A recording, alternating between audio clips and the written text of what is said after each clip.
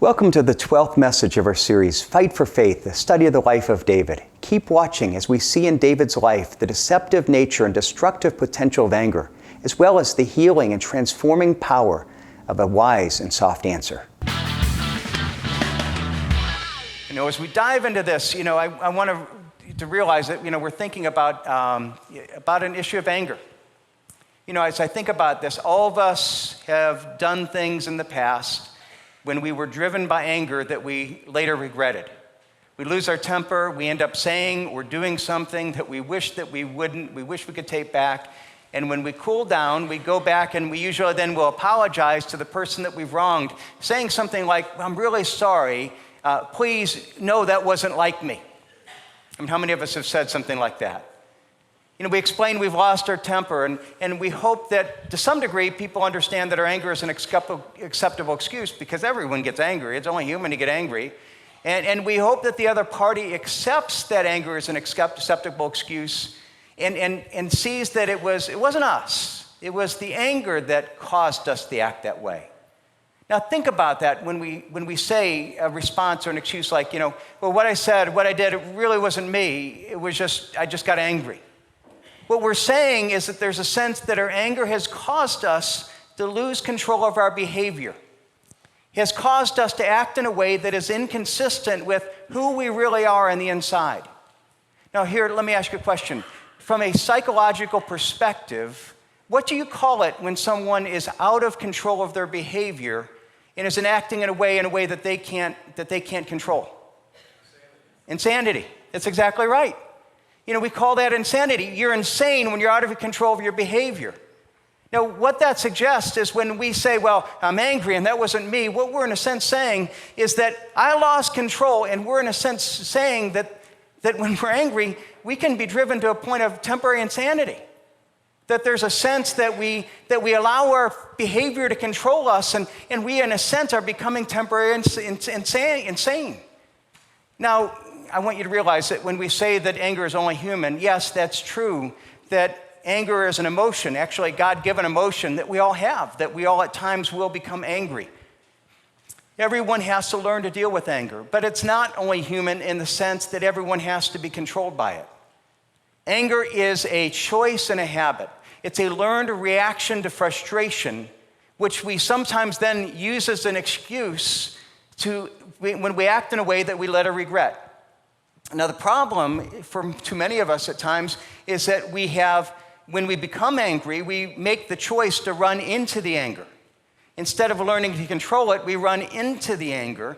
And when we run into the anger, we develop the habit then of allowing that anger to control us, thinking that it's a justified excuse.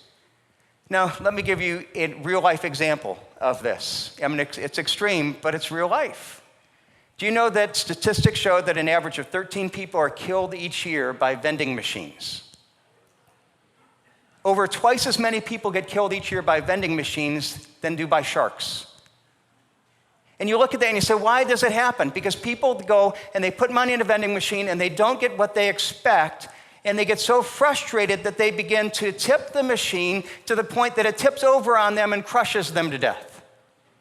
And each one of those people have become a victim of their own temporary insanity, because it's insane for what they're doing. Now, before we congratulate ourselves for not being that dumb, I would never do that.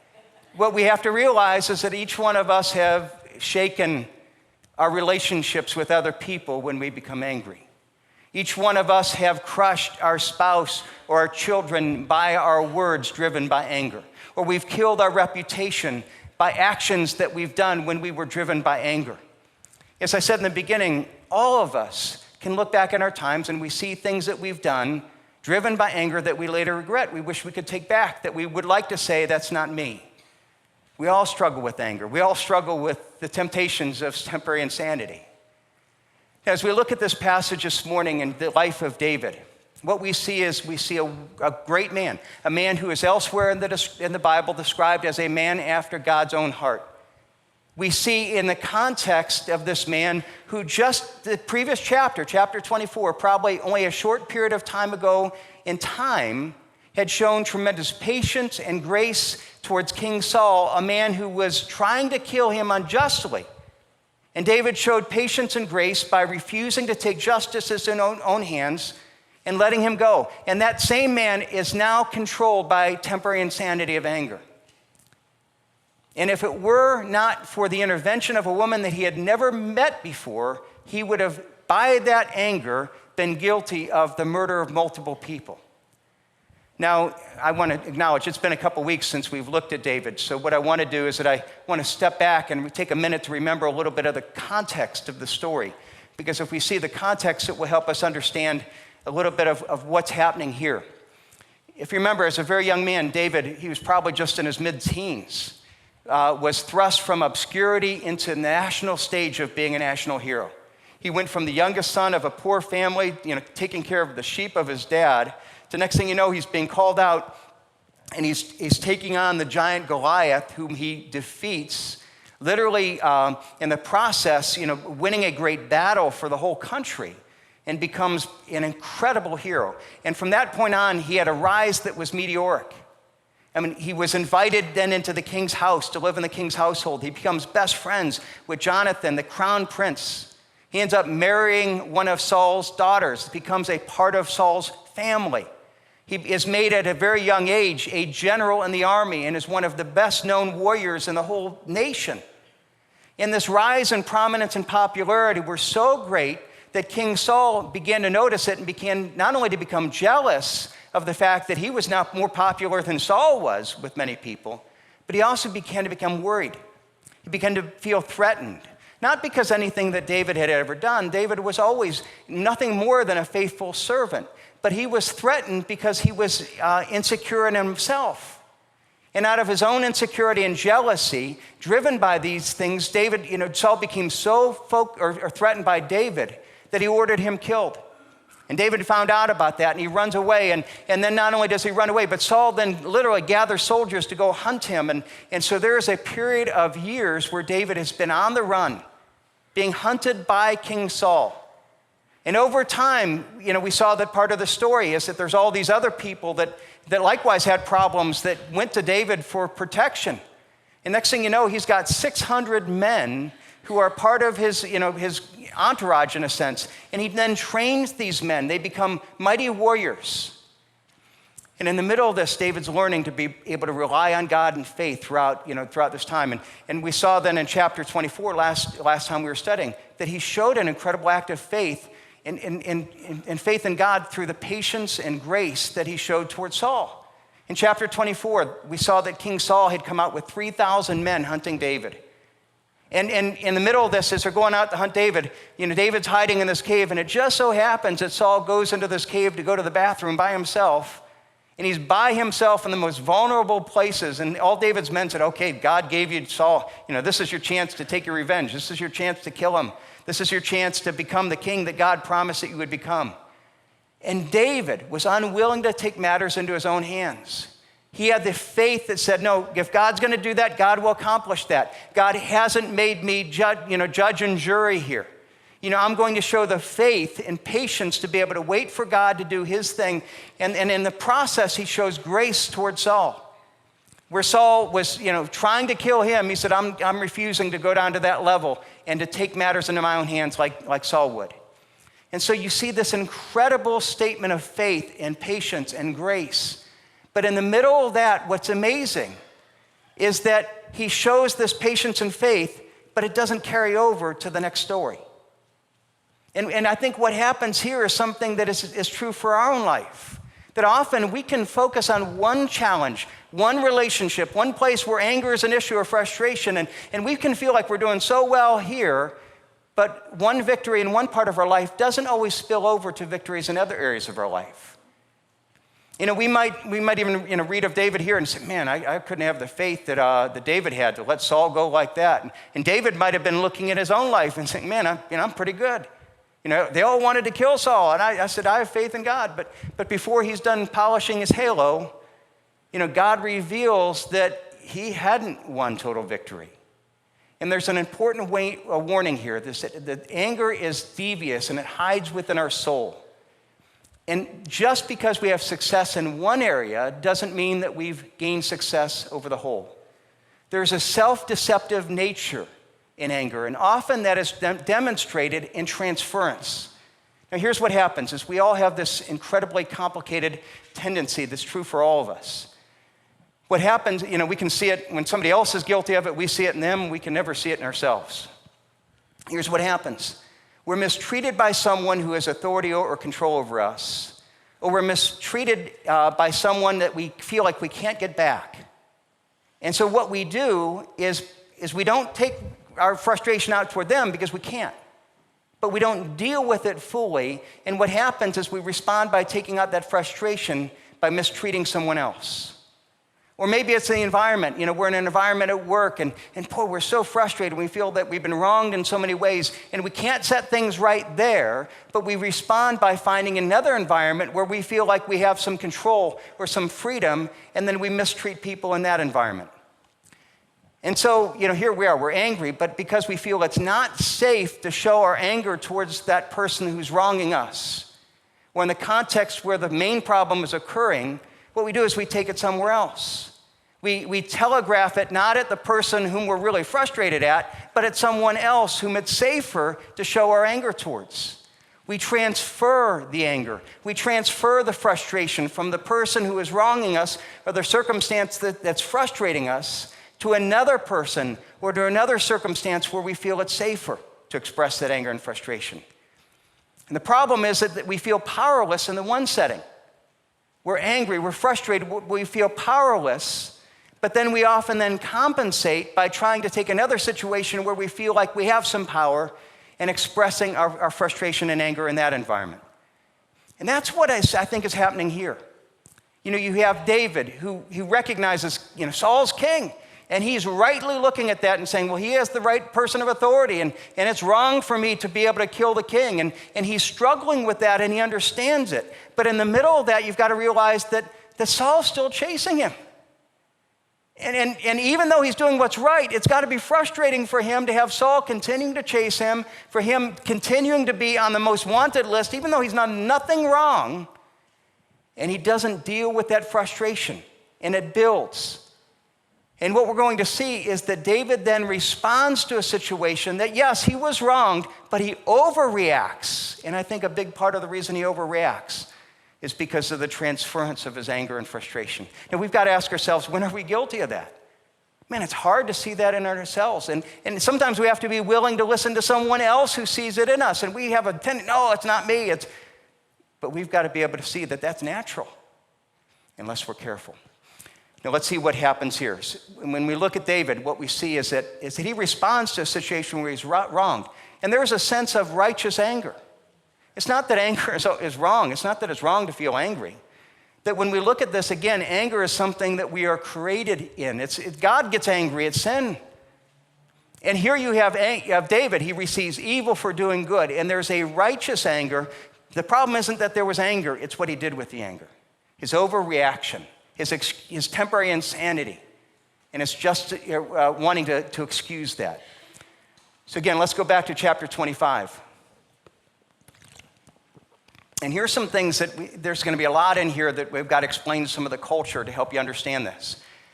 In that day, Israel was under King Saul, and he was responsible for leading the army and for protecting the people, for making the land a safe land. Now, the problem is that Saul has the army out chasing David, not protecting the land. And in the process, he's making it a less safe place. Now, you've got to understand, in the time that David lived, it was a very lawless time. And it wasn't just about cities where there was authority. Many of the people lived out in the country, in the rural areas, especially those who were wealthy. And we think in our time that those who are wealthy are going to live in the cities, are going to have the big houses. In that time, what you've got to realize is that wealth was in livestock. So if you had somebody that was incredibly wealthy, let's say somebody that, even partially wealthy, you have 100 sheep. Where do you put that in your backyard if you're in a walled city? If you have 1,000 sheep, you've got to be out in fields, in these large fields. So that's where the wealthier people live. But the problem was, if you're out in the middle of these large fields, it made you a ripe target for bandits and for thieves. And so what would happen is that people would get together and they would attack these outposts. They would attack and they would steal the sheep. They would, it was a very dangerous environment. And so what was common was that groups of men would allow themselves to be hired out by these wealthy people to kind of provide security, to provide protection for the families and the sheep. Now that's the context. When you read everything we're going to read here in chapter 25, that's the context. All right, if you have your Bibles, let's go to verse 2 of chapter 25. There was a man in Moab whose business was in Carmel. The man was very rich. Literally it says he was heavy. It was, the idea he's loaded. The man was very rich. He had 3,000 sheep and 1,000 goats. Again, we don't read much, but their wealth was in livestock. That's very, very wealthy. He was shearing his sheep in Carmel. The name of the man was Nabal, and the name of his wife was Abigail. The woman was discerning and beautiful, but the man was harsh and behaved badly. He was a Calebite. Now, it's interesting, even here, the name Nabal means fool. Literally, that's what the name means, which makes you wonder about his parents. What you want to name our child? Let's name him Fool. That's a great name. And, you wonder. Now, it's interesting, though he's described as a fool, that doesn't mean that he was stupid. No, he had great business sense. He was smart to the degree that he had built up great wealth. But he was a fool in that, the Bible says that the fool is one who says there's no God, or that lives as there's no God. So here's a man who is very smart, has great business sense, but he doesn't appeal to God's truth as to what's right and wrong. And you see his decisions made here are not based on any sense of ethics, but based on what works. And we'll see how this played out in his life. Now, we hear of Nabal, and we read that, that he was a fool, that he was shrewd. And he's married to a wife, Abigail, who's not at all like him. She's described as discerning. Literally, she had great understanding. She's wise, and she's very beautiful. So we read of these people, and then look at verse 4. David heard in the wilderness that Nabal was shearing sheep. So David sent 10 young men, and David said to the young men, go up to Carmel and go up to Nabal and greet him in my name. And thus you shall greet him. Peace be to you, and peace be to your house, and peace be to all that you have. I hear that you have shearers, and now that your sheep have been with us, and we did no harm to them, and they missed nothing all the time that they were in Carmel. Ask your young men, and they will tell you. Therefore, let my young men find favor in your eyes, for we come on a feast day. Please give us whatever you have at hand to your servants and to your son David. Now here's where we can struggle with what's happening, because we read this and we don't live in this context, and we're like, what in the world's going on? Well, let me explain a little bit of it here. What's happening here is that David, again, has been helping Nabal. He's been protecting his sheep. He's been, in a sense, the private security. But it's not something that was ever officially contracted. They came over and they provided this protection, kind of informally. And what would happen is that it was common where people would do this. And if you provide that security, then at times of shearing, when you basically you sell the profits, you have all these profits, that you would have the person that had been provided for would give basically a tip. I mean, the closest we could come to this is you think about it, and you go to a restaurant. If you have great service and a really great meal, there's no legal obligation to give a tip, but there's an expected moral obligation, right? And so what happens is that here he's been doing this for months, and he comes to him and he basically is asking for this, for this tip, not legally, legally necessary, but morally and ethically correct. Now, just to give you an idea of what he's been doing, look at verse 15. Later on, some people go to explain what he's been doing. They said, the men were very good to us, and we suffered no harm, and we did not miss anything when they were with us in this field, as long as we went with them. They were a wall to us by day and night, and all the while we were with them keeping the sheep. So here's what he's saying. They're providing security. They're keeping away raiding parties. Anytime a sheep would wander away, they would send it back in. They totally protected us. There wasn't a legal contract, but there was a moral contract that was implied. And so now that they're shearing the sheep, David sends people, and look what he says, verse 7. He says, I hear that you have shearers. Now your shepherds have been with us, and we did no harm. They missed nothing all the time they were in Carmel. Ask your young men, and they will tell you. Therefore, let my young men find favor in your eyes, for we come on a feast day. Please get whatever you have at your servants, at hand to your servants, your son David. Now he's ordinary custom. and he's coming. He doesn't go himself, he sends his men. He doesn't make demands, he gives a request. He doesn't presume, that everything that you're seeing here is a spirit of graciousness. Send whatever you will. Now look at the response, verse 9. When David's young men came, they said all this to Nabal in the name of David, and then they waited. And when it says they waited, it means that likely Nabal asked about David, confirmed the reports, made sure that he knew everything that had happened. And it also means that his response is thought out. Look at verse 10. And Nabal answered David's servants, "Who is David? Who is the son of Jesse? There are many servants these days who are breaking away from their masters." Now what you're seeing in this response, he knows exactly who David is. This isn't a question, this is an insult. He's not only saying, I'm not going to give you anything, he's basically, let me start by insulting David and who he is. He's a nobody. He's somebody that's running from Saul. Why should I be at all concerned with the guy that has trouble with the king? And then he goes on in verse 11, shall I take my bread and my water and my meat that I have killed for my sharers, and I give it to men whom I do not know where? And he's saying basically, where's the signed contract? This is what I've done. Show me the signed contract. I never promised anything from David. Now, there was an implied promise. He knew all the time that David was there. There was an implied promise of saying, oh, thank you for doing this. And it was implied very clearly, but he's coming and saying, well, I'm going to be the shrewd guy. There's no legal contract. I can get away with it. And what we see is that, man, we have people that live by that standard in our day. That shrewdness in business, and that's part of our culture. But what we need to realize that, no, the question isn't always what's legal, it's what's right, what's moral, what's ethical. And there are times as followers of Christ we shouldn't be driven by the letter of the law and what can I get away with. It's before God what is right. And this man isn't concerned about that. He is very wise in business dealings, but a fool when it comes to issues of God. And what you see is that he's also not thinking about the implications of what he's doing. That he's got this armed party that has been protecting him, who he not only now gives nothing, but he sends back with insults. And so what is David's response? What is our natural response? When somebody wrongs us in some way, we become angry. We feel we deserve better. We feel like we have the right to become angry. And what anger is, it's saying, you've wronged me, I deserve better, and I withhold the right to seek justice. And then when I take revenge, that's my seeking justice. That's trying to put things right. And whereas, again, it's natural to get angry, anger should never be an excuse for temporary insanity.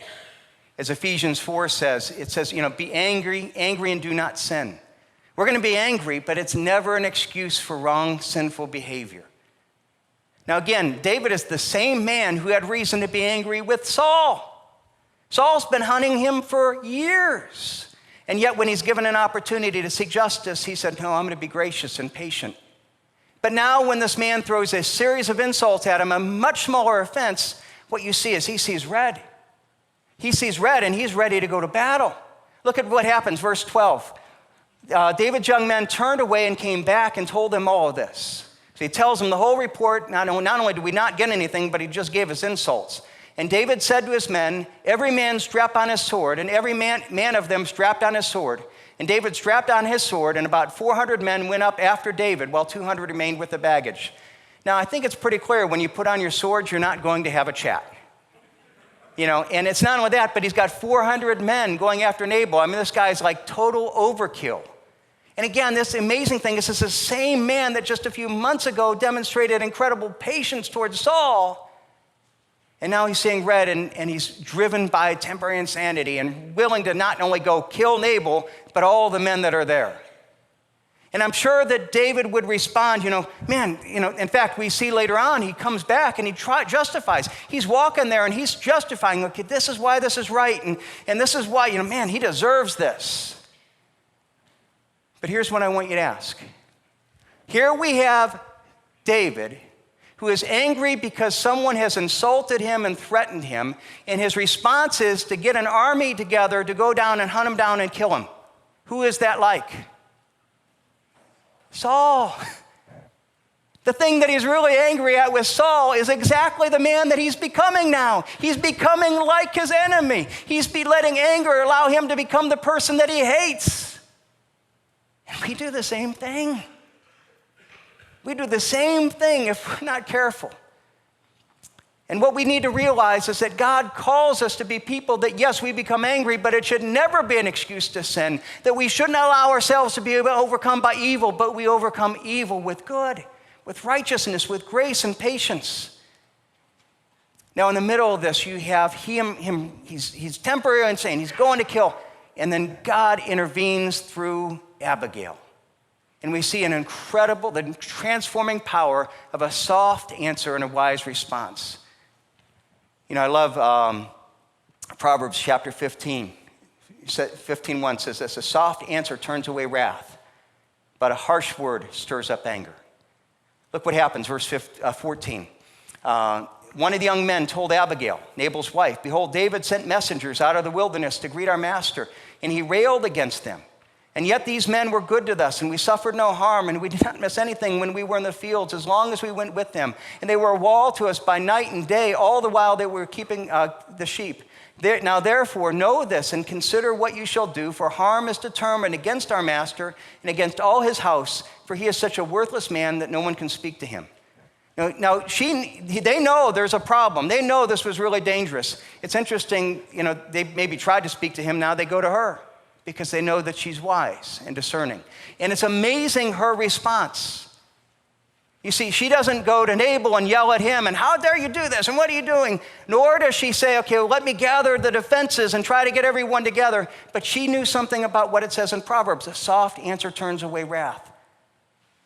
And I want you to see, we're going to look at this, but I want you to see several traits that made her response so persuasive, that literally changed everything that David was about to do. Look at verse 18. Abigail made haste and took 200 loaves and 2 skins of wine and 5 sheep already prepared and 5 sheilas of parched grain and 100 clusters of raisins and 200 cakes of figs, and laid them out on donkeys. And she said to her young men, "Go before me, behold, I come after you." And she did not tell her husband Nabal. And she rode on the donkey and came down under the cover of mountains. And behold, David and his men came down towards her, and she met them. Now here she's going, she prepares this as a gift to kind of soften him up. And then as she's riding there, we're told that they're riding there, and you see what David is thinking. David is justifying his behavior. He's saying, here's why I'm doing, here's why it's right. Look at verse 20 or 21. Now David said, "Surely in vain I have guarded all this fellow has done in the wilderness, so that nothing was missed, all that belonged to him, and he has returned me evil for good." I did good, he gave me evil. That justifies anger. God do so to the enemies of David, and more also, if by morning I do not leave as much as one male to all who belong to him. I'm going to kill the whole household because they deserve it. And you see that justification. And then into this, God brings Abigail. And look at what she says, verse 23. When Abigail saw David, she hurried and got down from the donkey and fell down before David on her face and bowed to the ground. She fell at his feet and said, "On me alone, my Lord, be the guilt. Please let your servant speak in your ears and hear the words of your servant. Let not my Lord regard this worthless fellow Nabal, for as his name is, so is he. Nabal is his name, and folly is with him. But I, your servant, did not see the young men of my Lord whom you sent." Now, here we're going to see this response, and this is amazing. What she does now is she uses her unique, God-given feminine power to influence. Her response we're going to see here is amazing. Because what she does is she begins to deal with David, treating him as the man she hopes that he will be. Not the man that he is, not the man that's angry and ready to go kill a bunch of people, but the man whom she hopes that he will become. Now, women, this is vital, because when you look at what the Bible teaches about masculinity and femininity, and especially in the context of marriage, it says some things that are amazing, and you see them played out here. The thing is, there's a principle here that even if we know this, when you do this, it still works on us. That if you say, if you tell us something about ourselves, we live up to it. I'm going to give you an example of that. If sometimes we're upstairs in bed at night, and Sandy will say something like, "Here's something downstairs. What is that?" And now she might sometimes say, "Well, go check it out. Here's something. It might be something dangerous. Go check it out." And I want to tell you, my natural response, I think most of us, our natural response when you say something like that is, why? You know, I'm comfortable in bed, I'm sleeping, I'm not worried about it. And I think about it and you say, your response is, you think, I hear something dangerous, why don't you go and walk into it? It's like, man, I thought you loved me. Just like, and that's our natural response. But my wife has learned this trick. You know what she says now? She'll say something along the lines of, I hear something downstairs, and I'm so thankful I'm married to a man who's a strong protector like you. And you make me feel so safe as a protector. Now, she doesn't even have to ask me to go down there. And I sit there and I said, I'm her protector. Man, I want to be her protector. I get up and I'm going to go find a weapon. I've got a shoe and it's a flip-flop. Well, that's okay. It's not a great weapon, but I'm going to go down there and I'm going to take on whatever is there because I want to be the man and protector she thinks I am. And it's amazing. It works. See, she understood this God-given feminine power. And what she does in using this is she spoke to David's potential, looking beyond where he is and calling out who he could be. Where is he right now? He's out there temporary insane, willing to go kill a bunch of people. And she speaks to him not that way, but she talks to who he could be. Look at this. Look at verse 26. Now, my Lord, as the Lord lives, as your soul lives, because the Lord has restrained you from blood guilt and from saving you with his own hand. She's saying, God's already stopped you. And then verse 20, she continues on. Blood restrained you from this. 27. Now let this present that your servant has brought to my Lord be given to the young men who follow the Lord. Please forgive the trespass of your servant, for the Lord will certainly make my Lord's house secure, because my Lord is fighting the battles of the Lord, and evil shall not be found as long as you live. Basically, I'm going to give you this, and I trust you. Your whole life is about fighting for God. Your life is for doing what's good. God will bless you because that's who you are. That's not who he is right now. He's a guy that's going out to kill a bunch of people that don't deserve it. But she says, I see who you could be. And she calls this out. She says, verse 29, if men rise up and pursue you and seek your life, the life of the Lord shall be bound up on the living and the care of the Lord your God. And the lives of your enemies shall be slings shot out from the hollow of the sling, or stones shot out from the hollow of the sling. She refers to a sling, reminding him back. Do you remember back when you did fight the battle of the Lord, when you had great faith, when you trusted God to win these battles? And she calls him out, literally challenging him now to think beyond the moment and asking him, David, what kind of story do you want your life to tell? And she says, one day, verse 30 was, and you look at this, the Lord, when the Lord has done to my Lord according to all the good that he has spoken concerning you, and has appointed you prince over Israel, my Lord shall have no cause of grief or pangs or conscience for having shed blood without cause. And here's what she's saying, one day God's gonna make you king, and David, when you're king, what stories do you wanna tell? Do you wanna be like Saul, who goes out and kills a bunch of people because he got him mad? Or do you wanna be a man of character who does what's right and who doesn't abuse his power, that doesn't use anger as an excuse for sin? And what she does is amazing. And what you see is him totally change his behavior and said, okay, I'm not gonna kill y'all, I'm gonna let it go. And what a powerful response. It's a powerful response that says an awful lot, not only about anger, but about the power of a soft answer, even about the power of feminine influence. I wish we could spend more time developing that. But it also says something else, because a lot of times we could sit there and say, but what if I don't feel like I have it in me?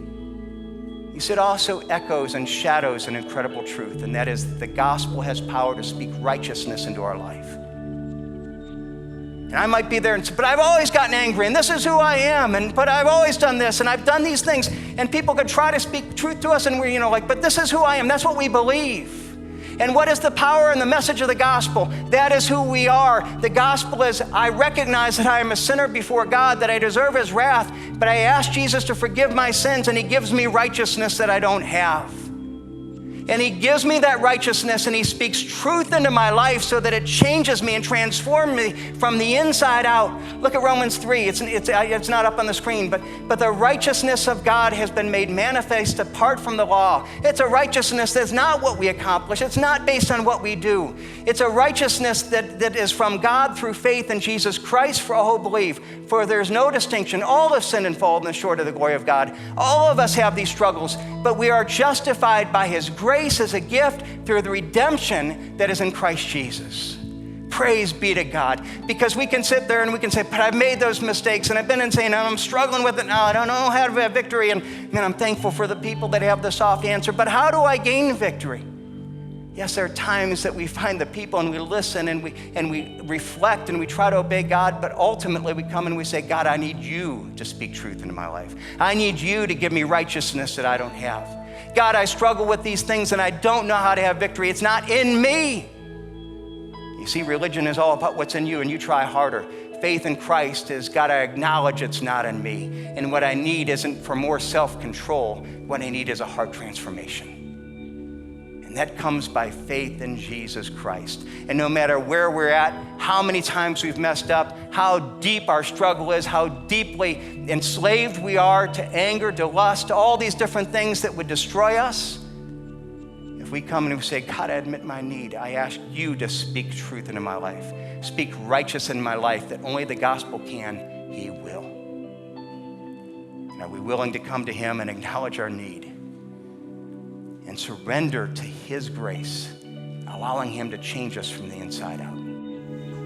Thanks for watching. If you have any questions about what we talked about, Jesus Christ or church, feel free to reach out to us on Facebook, Instagram, or by email. The links are in the description.